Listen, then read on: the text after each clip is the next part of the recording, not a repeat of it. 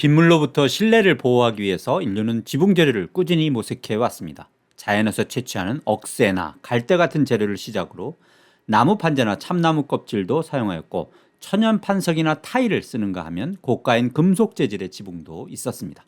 이처럼 여러 재료들을 사용되었지만 동서양 모두 가장 보편적인 지붕재는 기와였습니다. 서양이 오지기와 쪽으로 발전하였고, 동양은 도자기 생산 기술의 영향으로 점토기와를 주로 사용하였습니다. 오늘은 우리 건축 기와 이야기입니다. 인류 최초의 기와는 기원전 4000년경 중동의 메소포타미아 지방에서 벽돌과 함께 제조되었습니다. 그 후 그리스 로마를 거쳐 굽는 기와와 돌로 만든 기와를 병행해 쓰다가 프랑스 기와나 스페인 기와와 같이 오지기와로 발전하였습니다. 오지기와는 우리나라 항아리처럼 황토를 1000도씨 정도에서 완전 연소시켜 만든 기와입니다. 동아시아 기와는 기원전 3000년경 주나라를 시원으로 보고 있습니다. 그 한대의 도자기 기술에 힘입어 제와 기술이 향상되었으며, 이 기술이 우리나라에 유입되어 낭랑 지역에서 한나라 영향을 받은 기와유구를 볼 수 있습니다. 기와에 관한 최초의 기록은 신당소 고구려전에 주거는 이영을 엮어 지붕을 덮고 왕가, 관사, 불사만이 기와를 쓴다고 하여 당시 주요 건물에 기와를 사용한 것을 알 수 있습니다. 삼국 중 가장 먼저 기와를 도입한 고구려는 선이 굵고 볼륨감이 강한 느낌의 기와를 사용하였습니다. 기와 제작은 1000도 이상의 고온을 장시간 유지해야 하고, 처음부터 마지막 기와까지 물성과 크기가 균일해야 하는 까다로운 기술로 당시 삼국은 국가의 자존심을 걸고 제와술을 발전시켰습니다. 백제는 와박사라는 관직을 둘 정도로 건축의 진심이어서 신라와 일본의 건축 기술을 수출까지 하였습니다. 백제의 기와는 연꽃 끝부분을 볼록하게 만들어 부드럽고 우아한 느낌을 주며 중국에도 없는 독특한 만자형 문양에 창조하는 독창성도 보여줍니다. 신라는 기와 사용이 늦었으나 투박하지만 간결한 신라만의 특징을 이루었습니다. 통일 후 신라는 삼국의 문화를 융합하고 당의 영향까지 더해져 제와술이 동아시아 최고 경지에 오르게 됩니다. 연꽃 주변에 다양한 장식을 추가하거나 식물문과 동물 문양 디자인이 시도되었으며, 가릉빈가와 같은 불교 관련 무늬도 활발히 사용되었습니다. 고려시대엔 용마루의 치미를 대신해 취두와 용두가 새롭게 출현했으며, 귀목문과 범자문도 처음 사용되었습니다. 또한 기와를 청저로 만들 정도의 화려한 기술력을 보유하였습니다. 조선시대에는 장식성과 장엄미 대신에 실용성과 기능을 강조하였으며, 불교의 연화문보다 용과 봉황, 길상문자 문양이 주로 사용되었고, 기교적으로는 퇴화하였지만 자유롭고 해학적인 기와가 많이 사용되었습니다. 우리 전통 기와의 제작은 도자기처럼 불기운 전달이 일정한 오름가마를 많이 사용하였습니다. 그늘에서 건조한 기와를 기다란 굴뚝 모양의 오름가마에서 7일간 1100도씨로 굽습니다.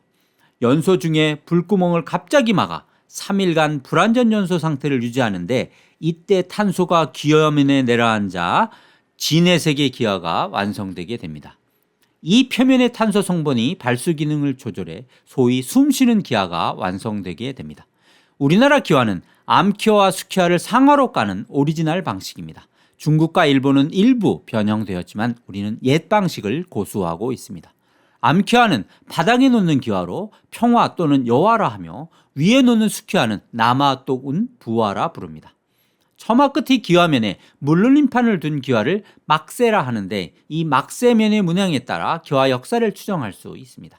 삼국시대엔 막세면이 기와의 90도로 제작되었다가 고려시대부터 점차 경사지게 처리되어 조선시대엔 45도까지 펴지게 됩니다.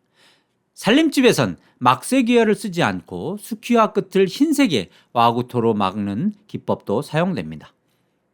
지붕 용마루 끝단에 두는 장식기와는 취두와 용두가 있습니다.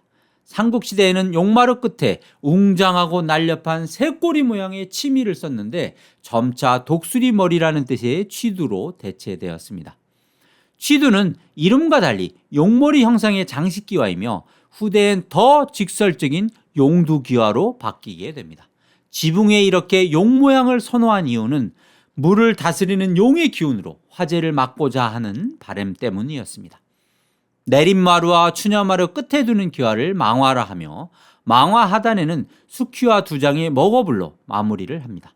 지붕 마루 부분에서 수키와 사이에 T자형 착고 기와를 두며 마루 부분을 더 강조하고자 할 때는 부고 기와를 두기도 합니다. 부고 위에 암기와를 뒤집어 쌓는 기와가 적세입니다. 합각 부분의 마구리 기와는 너세, 사례 끝에 빗물을 막기 위해 양말처럼 끼우는 기와는 토수라 합니다. 중요 전각, 추녀마루를 장식하는 잡상은 일반적으로 서유기의 삼장법사 일행으로 알려져 있지만 박지원의 열하일기에 나오는 구룡상을 형상화한 것이라는 설도 있습니다. 현재 명맥이 끊긴 기와로는 내림마루 끝단에 액기를 쫓는 귀면기와와 그 상단에 두는 곱세기와가 있고 목부재의 노출을 막는 초가리기와가 있는데 살의 연못과 부연 끝을 막는 데 쓰였습니다. 우리 건축 공정에서 목공사가 모두 끝나면 지붕 무게를 줄이기 위해 남은 나무 조각을 지붕에 얹습니다. 이렇게 깐 적심 위에 황토와 생색화를 섞은 보토를 올립니다. 지붕에 올리는 보토는 덥고 추운 외기로부터 실내를 보호하는 단열재 역할과 유려한 지붕국을 잡는 바탕면을 만듭니다. 보토 위에 진흙과 생석계를 섞은 알매역을 편 후 암키와를 첨화해서 용마루 방향으로 올려 깔며 측면에서 반대편 방향으로 완성해 갑니다. 기와를 지붕에 올릴 때는 전면과 후면에 골고루 올려 무게가 한쪽으로 치우치지 않도록 주의해야 합니다. 암키와 열에 홍두깨역을 채운 후 수키와를 놓습니다. 모든 기와 공정에서 가장 염려스러운 것이 기와가 흘러내리는 문제인데 주요 부분 기와를 동선으로 엮어 이를 방지합니다. 마루 공사는 추녀마루, 내림마루, 용마루 순으로 밑에서 위쪽으로 작업합니다. 마루의 적세 단수는 용마루가 가장 높고 내림마루와 추녀마루는 그보다 낮으며 적세 단수는 모두 홀수가 원칙입니다. 궁궐이 지붕에서 볼 수 있는 마루의 양성은 적세 부분을 백토와 강해를 섞어 미장하여 마루선을 희게 강조하는 방식입니다. 양성은 페인트가 아니니 오해 없으시길 바랍니다. 오늘은 우리 건축을 우리답게 마무리해주는 기와에 대해 알아보았습니다. 함께해 주셔서 감사드립니다. 좋은 영상으로 다시 찾아뵙겠습니다.